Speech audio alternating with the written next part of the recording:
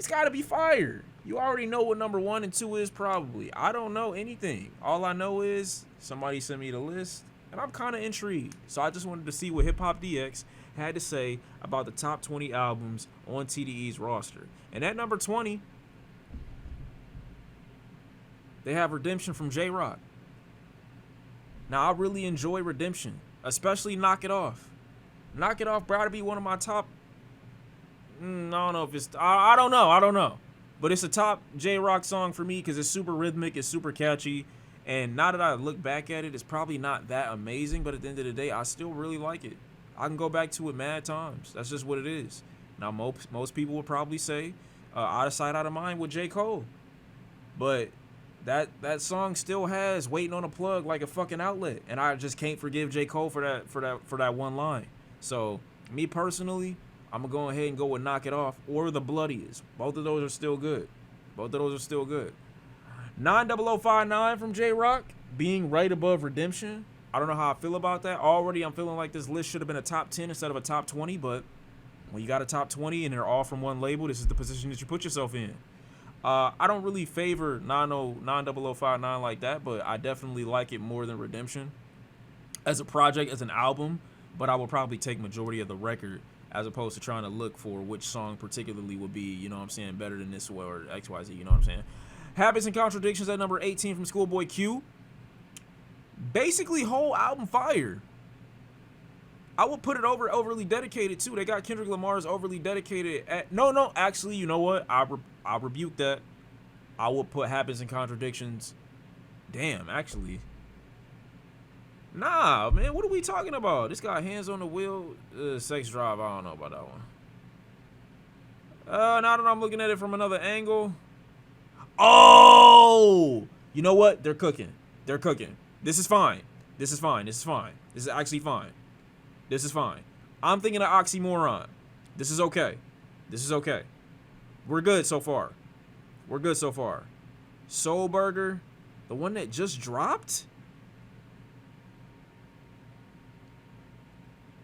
Okay, hold on.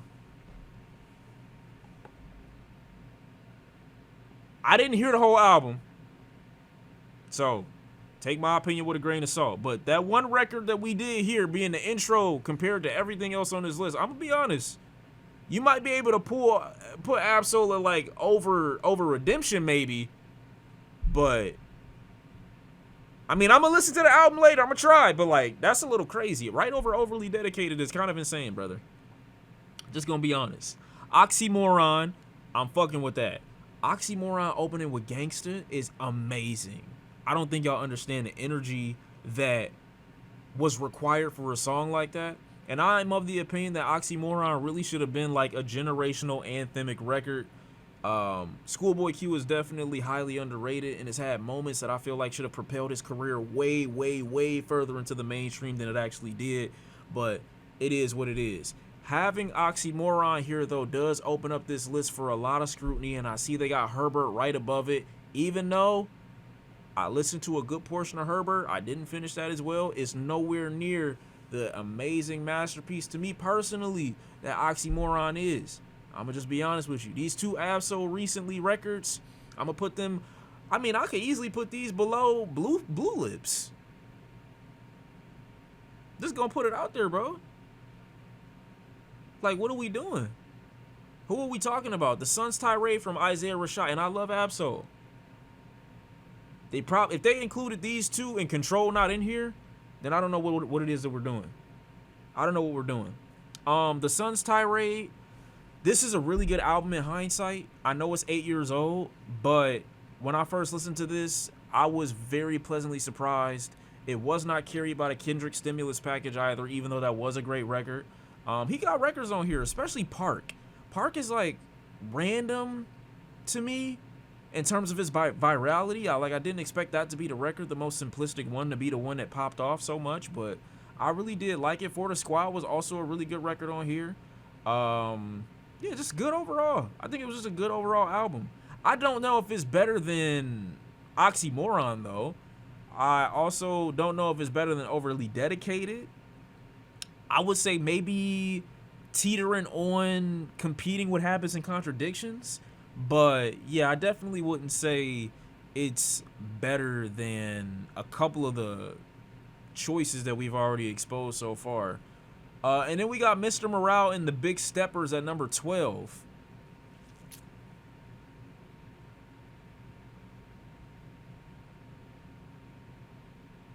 Don't know how I feel. It is definitely one of the highlights out of TDE.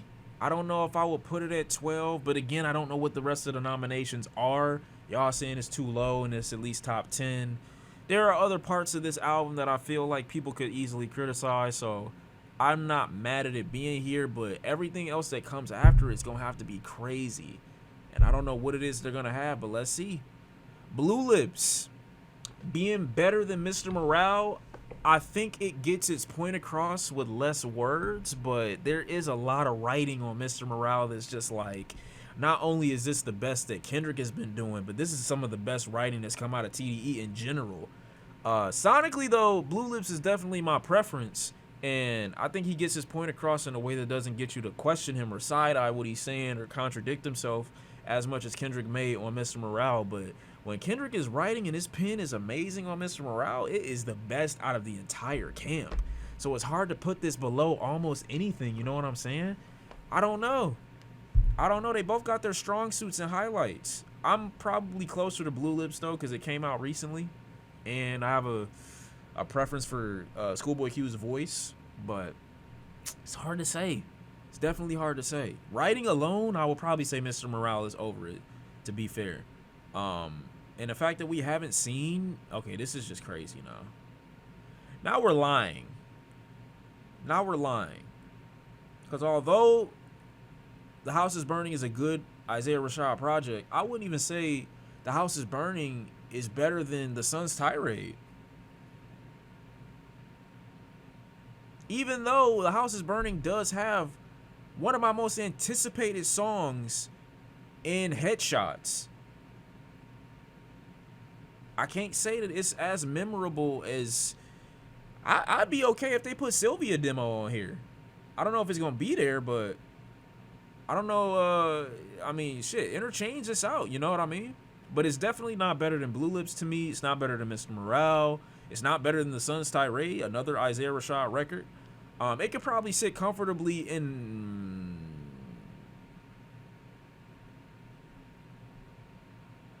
Again, it might be competing with Habits and Contradictions.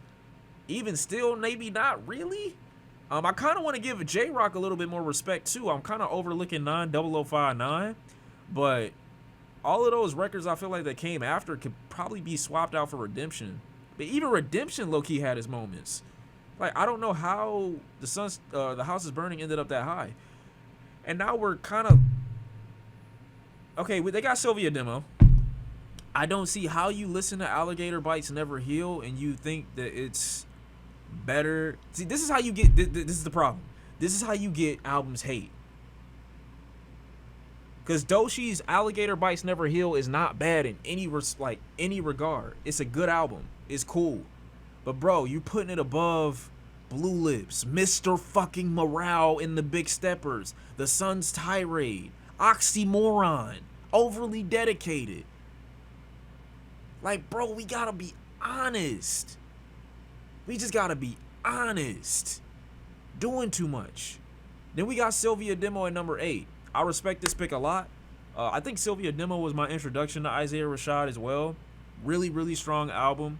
I enjoy it about as much as I did The Sun's Tirade, if not more. And it's got one of my favorite moments on here, being Shot You Down with J-Rock and Schoolboy Q. I really love this song. I'll listen to it occasionally, randomly. I don't know when, but like when the hook is hitting, I don't know. Like he just put crack in that voice. He put crack in that verse or in that hook. He really did. Sylvia Demo though, I don't know if number 8 is the best spot for it. Nostalgia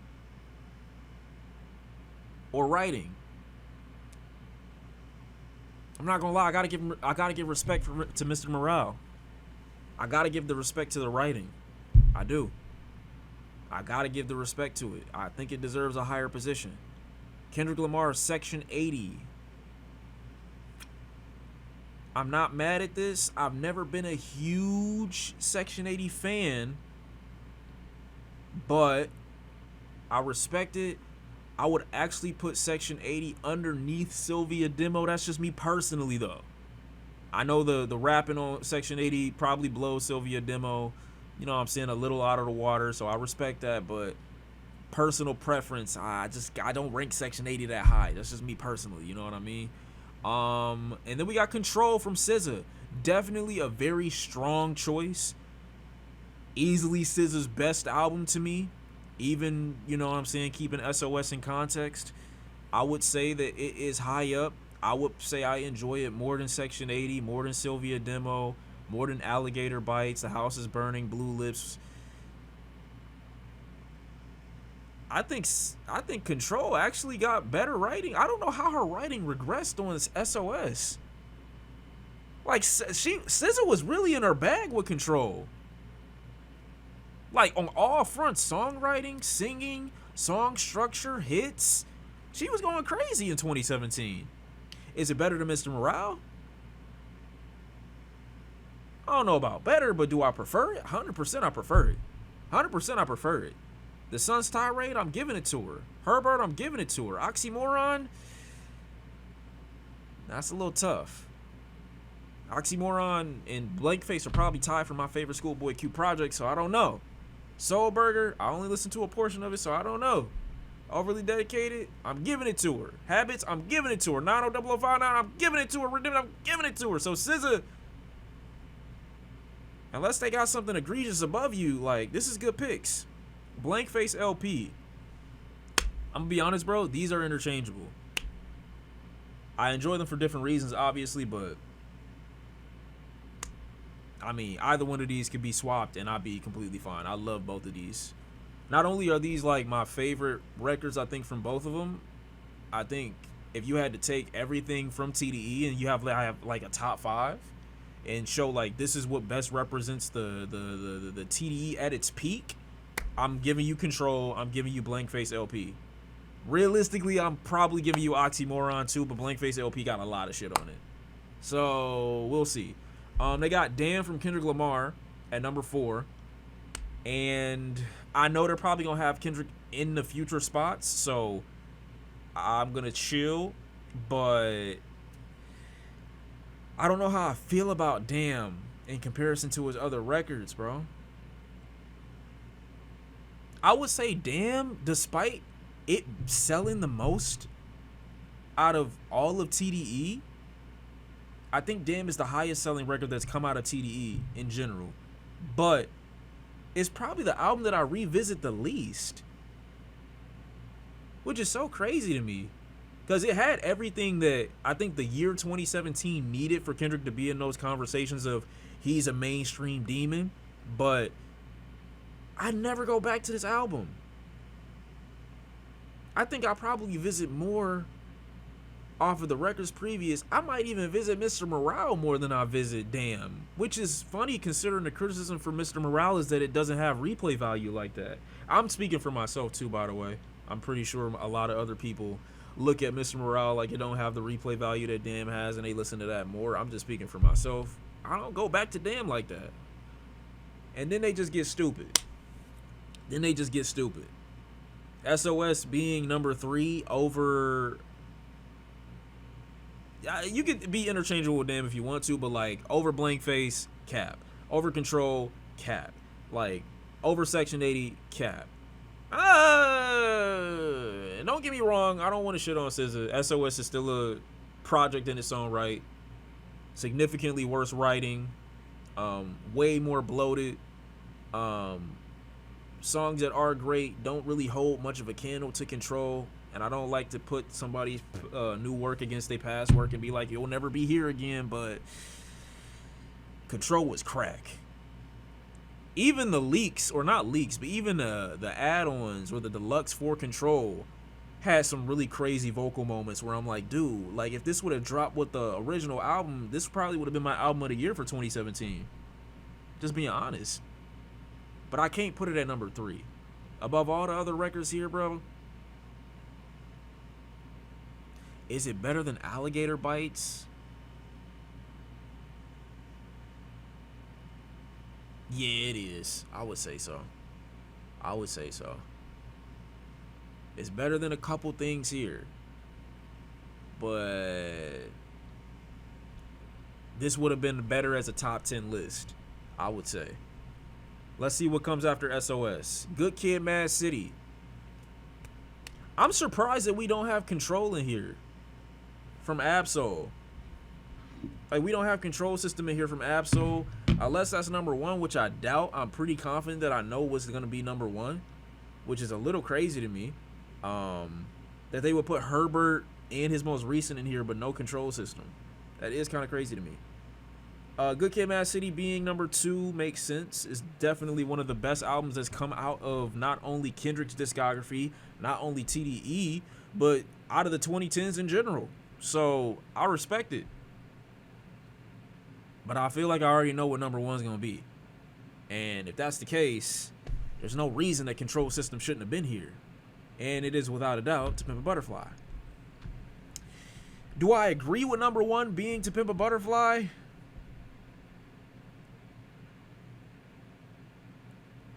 All due respect. Nigga said such a hot take. All due respect. When we get here, now I'm realizing what this list is doing. While it does shine a light on everybody's like moments in their career that was under TDE, I can't get behind this. I just can't do it. I've listened to way more Schoolboy Q than I've listened to Kendrick Lamar. If I found SZA before I found Kendrick Lamar, I probably would have listened to more SZA than I listened to Kendrick Lamar. And I'm not saying this as a popularity, who I listen to more is the better artist. It's just to say that those artists serve a purpose I felt like that was so essential in my music listening journey as I was coming up. And they were a necessity in ways that I didn't feel Kendrick was. So I feel like when we doing these rankings or we doing this type of list, I know it's not the intention, but I feel like I'm devaluing some of my favorite moments from them musically, and I don't want to do that. Like, if I feel like if I had to make up a list of what their best moments, like TDE's best moments collectively, like, I feel like those other records just need to be acknowledged. That demographic is the reason it got number one? Nah, because To Pimp a Butterfly is still a fantastic, phenomenal album. But it's just so much Kendrick. And he deserves it. Because back it out. TDE best moments was on those Black Hippie remixes for real. I mean, I'm gonna give it to him. Kendrick is that god, but the other people, bro, they deserve it.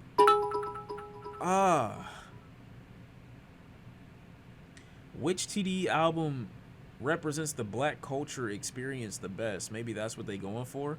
I hope that's not what they're going for, because like I said, these other records are so essential because they don't all serve that purpose. They don't all cater to that idea. And despite Kendrick Lamar being one of the most profound and prolific artists of our generation, and probably of all of rap, like, those experiences aside, some of these albums, like some of the songs off Control, for example, just make me feel regular, like a normal human being. Blackness aside, it just make me feel like, damn, like she really going crazy. I like somebody singing about these struggles that don't really pertain to a particular demographic. It's just like, oh, this is just what she's experiencing, and that's just what it is. You know what I mean? Blank Face LP, you know, I like a lot of what's going on here, not only lyrically, but sonically. Like, he fusing some West Coast with some modern production in a way that I really haven't heard before. Like, I fuck with that. I need that. You know what I mean? So I don't know. I don't know, man. It's tough.